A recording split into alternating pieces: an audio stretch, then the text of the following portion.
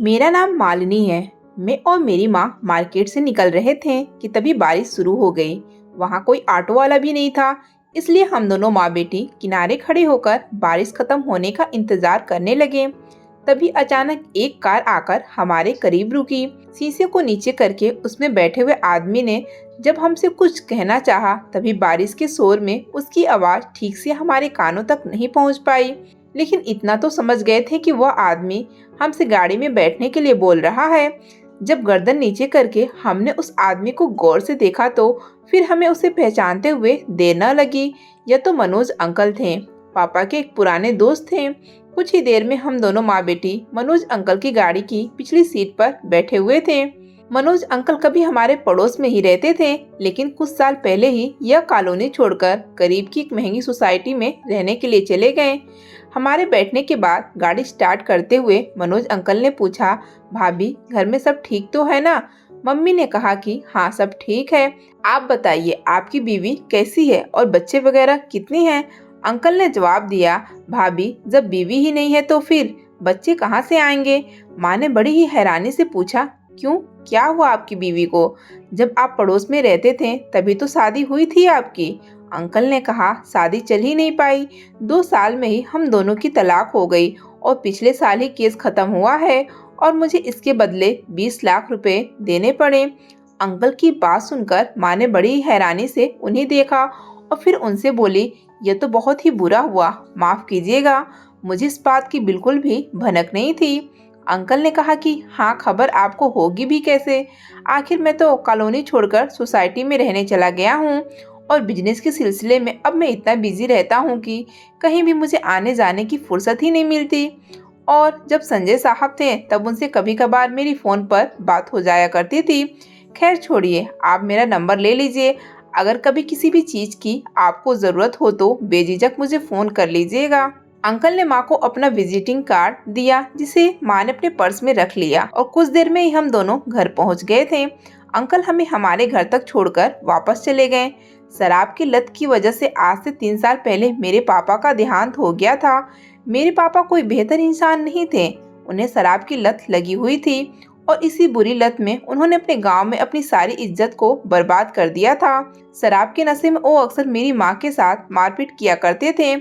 मेरी मम्मी मेरी वजह से सब कुछ बर्दाश्त करती रहती, क्योंकि तब तक मैं बहुत छोटी थी। मेरी परवरिश में किसी भी तरह की कोई कमी ना आए, बस इसीलिए मेरी माँ दिन रात बहुत मेहनत करती। पापा के मरने के बाद मेरी माँ घर में ही लोगों के कपड़े सिलने लगी थी, जिससे हमारा गुजारा ठीक ठाक चल जाता था।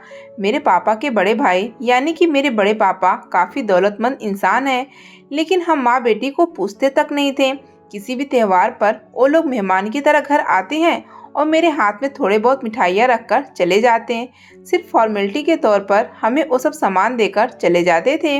माँ की वजह से ही मैं आज एक अच्छे कॉलेज तक पहुँच पाई हूँ। कॉलेज घर के नज़दीक ही था। कॉलेज में ही मुझे अर्जुन मिला, जिससे मेरी दोस्ती हो गई और फिर मेरी दोस्ती प्यार में बदल गई, ये तो मुझे पता ही नहीं चला। मैं अपनी माँ से सारी बात शेयर करती थी, लेकिन अर्जुन वाली बात मैंने माँ को अभी तक नहीं बताई, क्योंकि एक तो माँ वैसे भी परेशान रहती थी।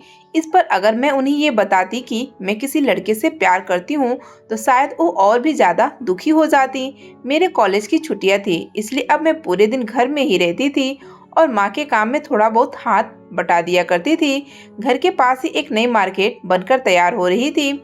उसी मार्केट में मेरी माँ लेडीज गारमेंट्स की एक दुकान शुरू करना चाहती थी। इसी सिलसिले में आज हम मार्केट गए हुए थे, जहां हमारी मुलाकात मनोज अंकल से हो गई। मार्केट में दुकान खरीदने के लिए माँ को 5 लाख की जरूरत थी। मेरे बड़े पापा के लिए 5 लाख रुपया कोई बहुत बड़ी रकम नहीं थी और मम्मी उनसे मांग भी लेती तो शायद वो उन्हें दे भी देते, लेकिन माँ ने उधार लेना बिल्कुल भी मुनासिब नहीं समझा। हम दोनों माँ बेटी घर में ही एक सहेली की तरह ही रहते थे। मेरी माँ अपनी हर मुश्किल में मुझसे बात करती तो मैं भी अपनी कॉलेज लाइफ की बातों को माँ से ही शेयर कर लेती थी। 1 महीना गुजर गया था। इसी बीच माँ दुकान के लिए 5 लाख का लोन लेना चाह रही थी, इसलिए पिछले 1 महीने से मेरी माँ बैंक का चक्कर लगा रही थी, लेकिन बैंक से सिर्फ उन्हें 1 लाख का ही लोन मिल पाया। गोल्ड गिरवी रखकर माँ ने 1 लाख का और भी इंतजाम किया और ये 2 लाख रुपए दुकान वाले को दे आए। अब बाकी के 3 लाख रुपए के लिए माँ ने उस दुकान वाले से 2 महीने का वक्त ले लिया, लेकिन अब माँ को 2 महीने के अंदर अंदर ही 3 लाख का इंतजाम करना था। सुबह उठकर मैं अपनी पढ़ाई में लग गई और माँ किचन में सुबह खाना बनाने के बाद झाड़ू भी लगा रही थी। कुछ देर में मम्मी हाथों में झाड़ू लिए वहीं कमरे में आ गई और बोली, मालिनी, मेरे दिमाग में एक बात आ रही है। मैंने कहा, बोलो माँ। माँ ने कहा, रुपयों के लिए एक बार क्या मैं मनोज से बोलकर देखूं? मैंने कहा, मनोज अंकल के पास अगर पैसे नहीं हुए तो फिर भी आप एक बार उनसे बात करके देख लीजिए। माँ ने झट से मनोज अंकल का कार्ड निकाला और अपने फोन पर उनका नंबर डायल कर दिया। अंकल ने फोन उठाया। उन्होंने उधर से कहा, हेलो, कौन? और माँ ने कहा कि मैं संजय की बीवी नीलम बोल रही हूँ। क्या आपने मुझे पहचाना? अंकल ने कहा, अरे भाभी, कैसी हैं आप और आपने मुझे कैसे याद किया? माँ ने हिचकिचाते हुए मनोज अंकल के सामने अपनी सारी परेशानी को बयान कर दिया। अंकल ने कहा कि भाभी, मैं अभी ऑफिस में हूँ और शाम को लौटते वक्त मैं आपके घर की तरफ से ही होता हुआ जाऊंगा। अंकल का फोन कटने के बाद माँ थोड़ा परेशान लग रही थी। उनकी परेशानी को मैं भाप गई, इसलिए मैं माँ के करीब गई और बोली कि आप बिल्कुल भी टेंशन मत लीजिए।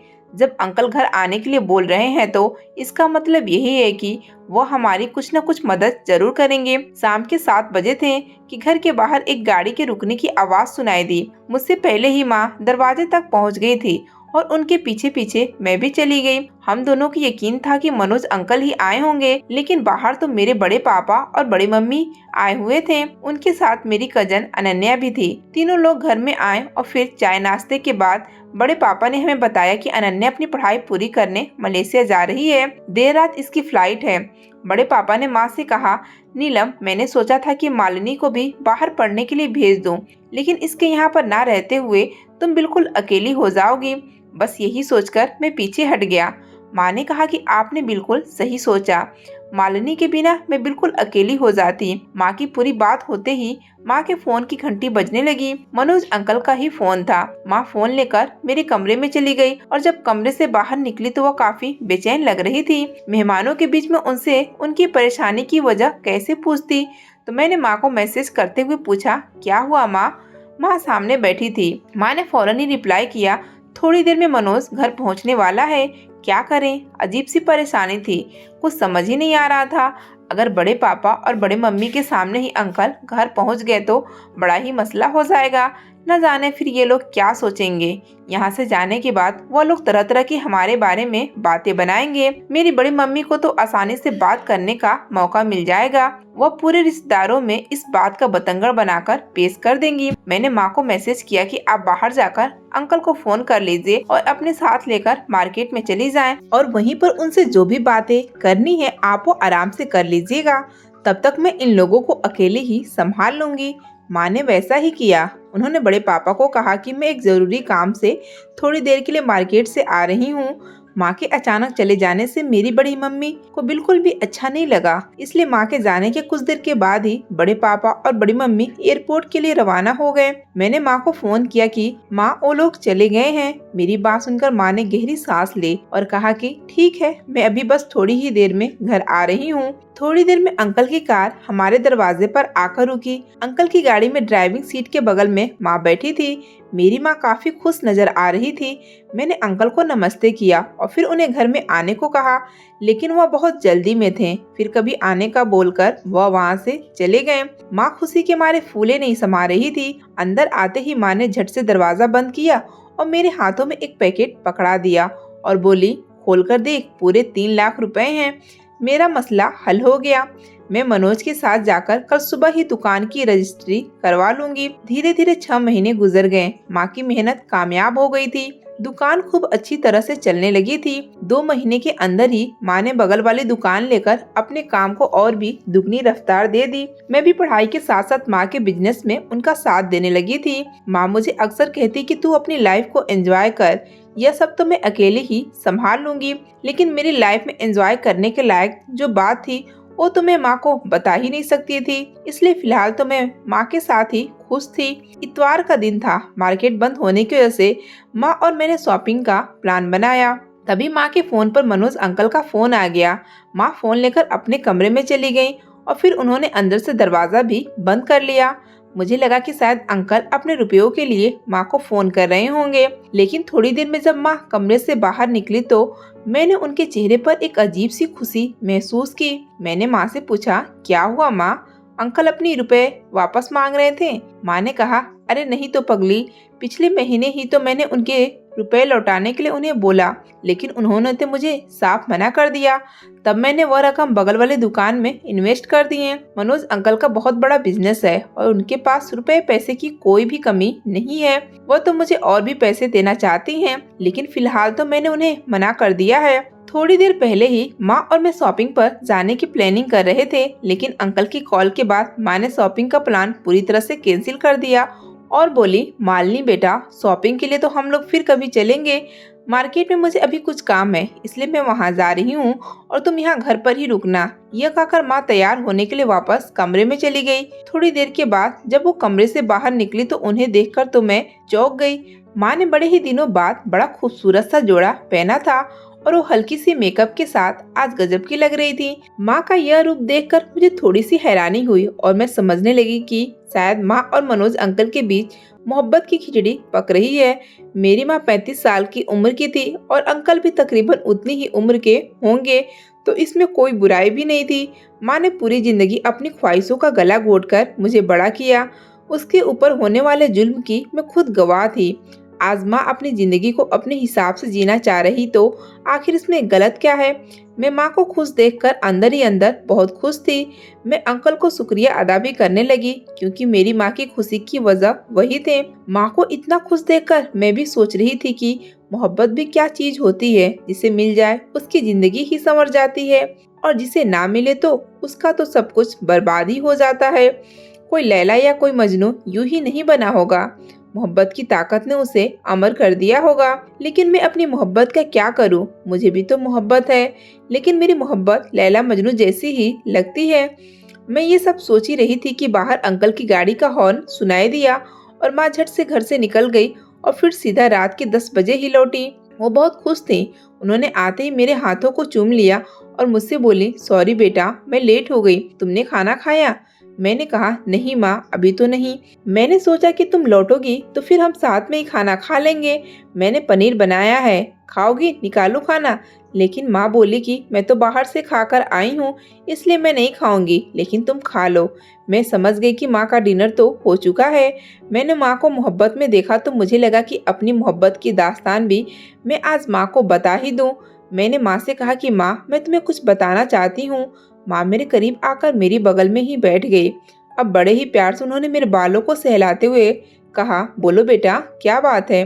मैं बोली, माँ, मैं एक लड़के से प्यार करती हूँ और वह भी मुझसे बेइंतहा प्यार करता है। मैं अब तक आपसे यह बात छुपाती रही, क्योंकि अब तक मेरे अलावा आपका कोई भी नहीं था। मैं जिंदगी में पहली बार आपको इतना खुश देख रही हूँ। मेरी बातों से माँ का खूबसूरत चेहरा और भी ज्यादा खिल गया। फिर वो बोले कि अच्छा, ज्यादा मक्खन मुझे मत लगा और ये बताओ कि लड़का करता क्या है? मैं बोली कि मैं जिस लड़के से प्यार करती हूँ उसका नाम अर्जुन है। वो अभी मास्टर्स की तैयारी कर रहा है और यहीं करीब में ही रहता है। मेरी बात सुनकर माँ ने कहा, सच्ची मोहब्बत कभी किसी भी दायरे की मोहताज नहीं होती और इसमें ना कोई ऊंच होती है और ना ही कोई नीच। सच्ची मोहब्बत को कोई भी नहीं रोक सकता। ये बात तूने अब तक मुझे क्यों नहीं बताई? चल अभी की अभी मेरी बात करवा अर्जुन से। माँ के कहने पर मैंने फौरन अर्जुन को फोन लगा दिया। उसे बता दिया कि आज मैंने माँ को तुम्हारे और मेरे रिश्ते के बारे में सब कुछ बता दिया है और इसलिए माँ अब तुमसे बात करना चाहती हैं। थोड़ी ही देर के बाद मैंने माँ को फोन पकड़ा दिया और फिर उनसे कहा कि लो, आप अर्जुन से बात कर लो। माँ ने अर्जुन से बहुत लंबी चौड़ी बात की। माँ ने उससे उसके घर वालों से लेकर उसकी पढ़ाई और उसके फ्यूचर को लेकर भी सारे सवाल कर डाले। फोन रखने के बाद माँ बहुत खुश थी। बोली कि मालिनी, मुझे तेरी पसंद पर नाज है। बेटा, अर्जुन एक बहुत ही अच्छा इंसान है और देखना एक दिन वो बहुत बड़ा जज बनेगा। मेरे दिल पर जो बोझ था उतर गया था। अब मैं भी माँ की तरह ख्वाबों की हसीन दुनिया में उम्मीदों के पंख लगाकर उड़ने लगी थी। अपने काम से फ्री हो लेने के बाद ज्यादातर वक्त माँ के साथ ही गुजरता था। माँ घर में रहती तो भी मनोज अंकल के ख्यालों में ही डूबी डूबी सी रहती। हर वक्त मुझसे अंकल की ही बातें करती रहती और वक्त मिलते ही अंकल से फोन पर लग जाती थी। जल्दी माँ ने गाड़ी भी ले ली। मैं हैरान थी कि माँ ने इतनी जल्दी ड्राइविंग आखिर कैसे सीख ली। माँ ने मुझे ड्राइविंग सिखा दी। अब तो हम दोनों माँ बेटी अपनी गाड़ी से ही शॉपिंग करने जाते हैं और अपनी शॉप पर भी जाते हैं और कभी कभी दिल करता तो कार को लेकर कहीं भी निकल जाते हैं और दो सहेलियों की तरह हम खूब मस्ती करते। सुबह के 8 बजे तक माँ अपनी कार से शॉप पर जाने के लिए मार्केट निकल जाती। अक्सर मैं आराम से ही पहुँचती या कभी कभी नहीं भी पहुँचती। मेरे ना जाने पर भी माँ सब कुछ अच्छे से हैंडल कर लेती। कहते हैं इस छुपाए नहीं छुपते। मेरे बड़े पापा इसी सोसाइटी में रहते थे जिसमें मनोज अंकल का घर था। माँ और अंकल के बीच पक रहे मोहब्बत के पुलाव की गंध मेरी बड़ी मम्मी तक पहुँच चुकी थी। सुबह जब मैं बाथरूम में थी कि तभी माँ की आवाज आई, मालिनी बेटा, मैं शॉप के लिए निकल रही हूँ, तुम्हारा दिल करे तो तुम आराम से दुकान पर पहुँच जाना। मैं सोच रही थी कि आज मैं शॉप पर न जाकर अर्जुन से मिलने जाऊंगी और माँ के निकलने का इंतजार करने लगी ताकि उनके जाने के बाद मैं भी सज धज कर घर से निकल सकूं।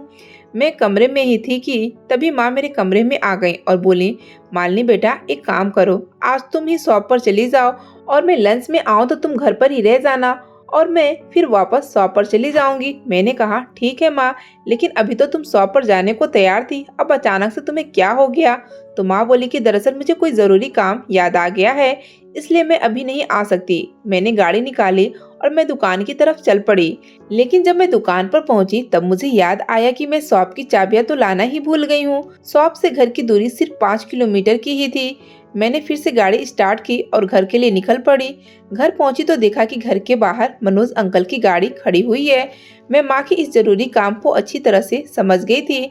मैंने उन लोगों को डिस्टर्ब करना बिल्कुल भी ठीक नहीं समझा, लेकिन शॉप की चाबियां लेना भी बहुत जरूरी था।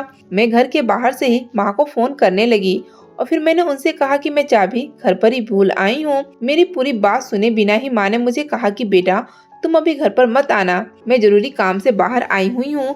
और मैं फिर से शॉप पर पहुंच गई और माँ के जरूरी काम से फ्री होने का इंतजार करने लगी। आधे घंटे में माँ शॉप पर पहुंच गई। मैंने माँ से कहा कि आज तुम दुकान संभालो, अब मैं जा रही हूँ। माँ बोली कि तुम कहाँ जा रही हो? मैंने कहा कि मुझे भी बहुत जरूरी काम है और फिर मैं पहुंच गई अर्जुन के फ्लैट पर। शाम को जब मैं घर पहुंची और फ्रेश होकर रात के खाने की तैयारी में जुट गई कि तभी दरवाजे की घंटी बजी। बड़े पापा और बड़ी मम्मी आए हुए थे। दोनों ही लोग सोफे पर बैठ गए और मैं दोनों को गिलास में पानी दिया और बोली कि मैं उनके लिए चाय बनाकर लाती हूँ। बड़ी मम्मी बोली कि नहीं बेटा, चाय की जरूरत नहीं है, तुम बस यहाँ आओ और मेरे पास बैठो क्योंकि मुझे तुमसे आज कुछ जरूरी बात करनी है। बड़ी मम्मी ने मुझे अपने बगल में ही बैठा लिया और बोली, देखो मालिनी, अगर बच्चे बिगड़ते हैं तो उनकी शिकायत उनके माँ बाप से की जाती है, लेकिन जब माँ बाप ही बिगड़ रहे हो तो फिर उनकी शिकायत किससे की जाए? क्या उनके बच्चों से की जाए? देखो ना कैसा जमाना आ गया है बेटा, तुम तो समझदार हो, इसलिए मैं ये बात तुम्हें समझा रही हूँ। तुम अपनी माँ को कंट्रोल करो क्योंकि उनकी वजह से सोसाइटी में हमारी बहुत नाक कट रही है। मैंने कहा, क्यों, ऐसा क्या कर दिया मेरी माँ ने? बड़ी मम्मी ने कहा कि अरे, हमारी सोसाइटी के रहने वाले मनोज के साथ तेरी माँ आजकल खुलेआम घूम रही है और तू पूछ रही है कि ऐसा क्या किया तेरी माँ ने? और तो और पानी तो सर से ऊपर ही गुजर गया है। तब जाकर हम दोनों ने यह फैसला किया कि तेरे कानों तक हम यह बात पहुंचाएं। तेरी माँ को मैंने फोन भी किया था तो वह शॉप पर ही थी और उसी ने बताया कि तू इस वक्त घर पर है, इसलिए फिर हम सीधे तेरे पास ही चले आए। बड़े पापा और बड़ी मम्मी ने काफी देर तक मुझे समझाने की कोशिश की और मुझे तरह तरह की बातें बताई और उसके बाद वह लोग चले गए। उनके जाते ही मैंने माँ को फोन किया। माँ घर आई तो मैंने उन्हें पूरी बात बता दी। वह मुझे कुछ भी नहीं बोली और चुपचाप अपने कमरे में चली गई। अगले दिन सुबह उठकर मैंने माँ से कहा कि माँ, मैं आपके साथ हूँ, आपने कुछ भी गलत नहीं किया, इसलिए आपको किसी की भी परवाह करने की कोई जरूरत नहीं है। जब हम मुसीबत में थे तब उन लोगों को हमारी कोई भी फिक्र नहीं थी, लेकिन अब हमारी वजह से उनकी नाक कट रही है। इसलिए माँ, आप जो भी कर रही हैं वह सही कर रही हैं, आप बिल्कुल भी फिक्र मत करिए। सुबह हो चुकी थी और माँ को उदास देकर मैंने माँ को हौसला देने की बहुत कोशिश की, लेकिन माँ टूट चुकी थी। कल से उनके चेहरे का रंग पूरी तरह से गायब था। मेरी माँ फिर से वही पुरानी नीलम लगने लगी थी, जो कभी गमों के बोझ तले ही दबी हुई थी। कुछ दिन गुजरे तो मैंने यह महसूस किया कि माँ ने अब मनोज अंकल से भी दूरियां बना ली थी। मैंने माँ से कई बार बात करने की कोशिश की, लेकिन वो इस बारे में अब कोई बात भी करना नहीं चाहती थी और बात बात पर मुझे डांट देती थी। मेरे फोन पर अगर अर्जुन का फोन आता तो माँ को अच्छा नहीं लगता। कुछ वक्त पहले तक जिस माँ को मोहब्बत से मोहब्बत हो गई थी, वही माँ मोहब्बत को बड़ी ही नफरत की नज़र से देखने लगी थी। माँ पूरी तरह से बदल चुकी थी। उनका हंसना बोलना वह तो सब गुजरे जमाने की बात हो गई थी। मैं अपनी माँ को इस रूप में नहीं देख सकती थी। मैंने भी सोच लिया था कि अब मुझे क्या करना है। एक दिन माँ के शॉप पर चले जाने के बाद मैंने अंकल को फोन लगाया और मैंने उनसे माँ के हालातों पर बात करने लगी। उन्होंने मुझे बताया कि नीलम उनके 3 लाख रुपए लौटा चुकी है और बातचीत भी बंद कर दी है। अब वो उनका बिल्कुल भी फोन नहीं उठाती और ना ही कभी फोन करती है। अंकल की बातें सुनकर मुझे गहरा दुख हुआ। मैंने उनसे सीधा सवाल किया कि अंकल, क्या आप सच सच एक बात मुझे बताएंगे कि क्या आप मेरी माँ से प्यार करते हैं? अंकल खामोश हो गए। मैंने फिर से पूछा, आप क्या चाहते हैं अंकल? क्या आप मेरी माँ से शादी करने की हिम्मत रखते हैं? अंकल ने जवाब दिया कि हाँ, मैं नीलम से शादी करना चाहता हूँ, लेकिन पिछले कुछ दिनों से नीलम पूरी तरह से बदल चुकी है। एक दिन नीलम मेरी सोसाइटी में मेरे साथ ही थी और हमें आपके बड़े पापा ने देख लिया था। उन्होंने फिर पूरी सोसाइटी में इस बात का बतंगड़ बनाकर पेश किया। तभी से नीलम ने मुझसे बात करनी बंद कर दी है। अब तो वो ना तो मेरा फोन उठाती है और ना ही मुझसे मिलने आती है। अब तुम ही बताओ कि इसमें आखिर मेरी क्या गलती है, मैं क्या करूं? मैंने कहा कि ठीक है, कल संडे है, क्या आप कल सुबह मेरे घर आ सकते हैं? अंकल ने सुबह घर आने का वादा करके फोन काट दिया। रात को माँ घर आई तो मैंने माँ को कुछ भी नहीं बताया। सुबह हुई तो मैं जल्दी ही उठ गई। आज संडे का दिन था, इसलिए मैंने माँ को भी नहीं जगाया। सुबह का 8 बजते ही अंकल घर पहुँच गए। उनकी आवाज़ सुनकर माँ भी अपने कमरे से बाहर आ गई और उन्होंने अंकल की तरफ बड़ी हैरानी भरी नजरों से देखा और उनसे बोले कि तुम यहाँ क्या लेने आए हो? अंकल कुछ कहते कि तभी मैं बोल पड़ी। मैंने माँ से कहा कि अंकल को मैंने घर बुलाया है। मेरी ये बात सुनकर माँ को बहुत गुस्सा आ गया और वो मुझसे बोली कि तुमने मुझसे बिना पूछे किसी को घर में बुलाने की हिम्मत कैसे की? मैंने माँ से कहा कि माँ, मनोज अंकल तुमसे बहुत मोहब्बत करते हैं और मैं अच्छे से जानती हूँ कि तुम भी उनसे बहुत मोहब्बत करती हो, लेकिन तुम समाज के डर की वजह से इस बात को मानने से इनकार कर रही हो। याद करो, जब हम लोग मुसीबत में थे तब यही लोग हमें पूछते भी नहीं थे, तब अंकल ने हमारी मदद की थी। आज तुम रिश्तेदारों के चक्कर में अंकल की मोहब्बत को ऐसे कैसे ठुकरा सकती हो? माँ, अगर आपको जिंदगी में अकेले ही रहना है तो ठीक है, रहो आप अकेले, मैं भी यहाँ से चली जाती हूँ। इतना कहकर मैं जोर जोर से रोने लगी। मुझे रोता हुआ देखकर मेरी माँ का दिल पिघल गया। माँ बोली, देख मालिनी, मेरे लिए तू ही सब कुछ है, मैं सब कुछ सह लूंगी, लेकिन अगर कोई मेरी वजह से तुझे गालियाँ दे, ये मैं बिल्कुल भी बर्दाश्त नहीं कर सकती। उस दिन तेरे बड़े पापा और उनकी बीवी दोनों ही मेरे शॉप पर आए थे और सबके सामने उन्होंने मुझे बहुत जलील किया था। मैं भी क्या करती, तू अब बड़ी हो चुकी है और तेरी भी शादी की उम्र है। ऐसे में मैं अपनी शादी के बारे में सोचूं तो फिर लोग क्या कहेंगे, इसलिए मैंने मनोज से दूरियां बना ली। मुझे मालूम था कि मेरी माँ मुझसे बेहद प्यार करती है और अंकल से भी बेइंतहा प्यार करती है।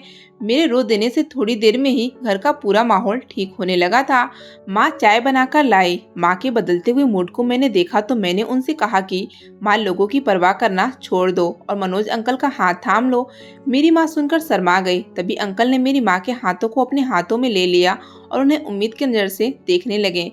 मैंने माँ से कहा कि माँ, जमाने की फिक्र छोड़ दो, मुझे पता था कि तुम इनसे प्यार करती हो और इसीलिए मैंने तुम दोनों लोगों से बिना पूछे ही कोर्ट मैरिज में अर्जी लगा दी है और आज से ठीक 20 दिन के बाद आप दोनों की कोर्ट मैरिज की डेट मिली है। मेरे मुंह से ये बात सुनकर माँ और अंकल दोनों के ही होश उड़ गए। वो कुछ कहते कि इससे पहले ही मैंने कोर्ट के पेपर्स भी दोनों के सामने लाकर रख दिए। माँ हैरान होते हुए बोली, तूने ये सब कैसे कर लिया?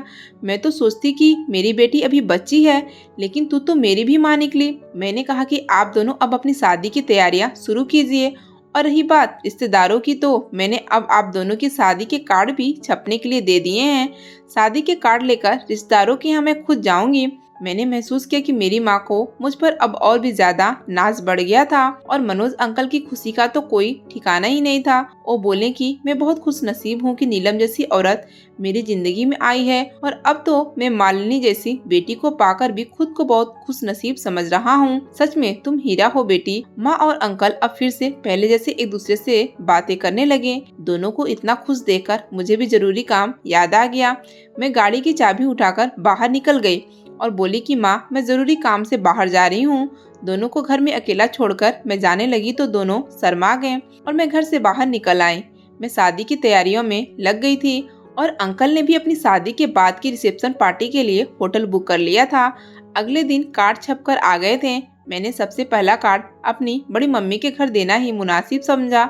मैं माँ को बिना बताए ही उनकी सोसाइटी में उनके घर पहुँच गई। मैंने डोर की बेल बजाई तो बड़ी मम्मी ने ही दरवाज़ा खोला और मुझे यूँ अचानक सामने देखकर बड़ी मम्मी बड़ा ही चहकते हुए बोली, अरे कैसी हो मालिनी, आज तुम रास्ता कैसे भटक गई? मैंने कहा कि दरअसल मुझे ज़रूरी काम था इसलिए आई हूँ। मैं बड़ी मम्मी के ड्राइंग रूम में बैठ गई। बड़ी मम्मी बोली, उस दिन तेरे पास से होकर मैं तेरी माँ की शॉप पर गई थी और फिर मैंने उसे समझाया कि ये सब ठीक नहीं है।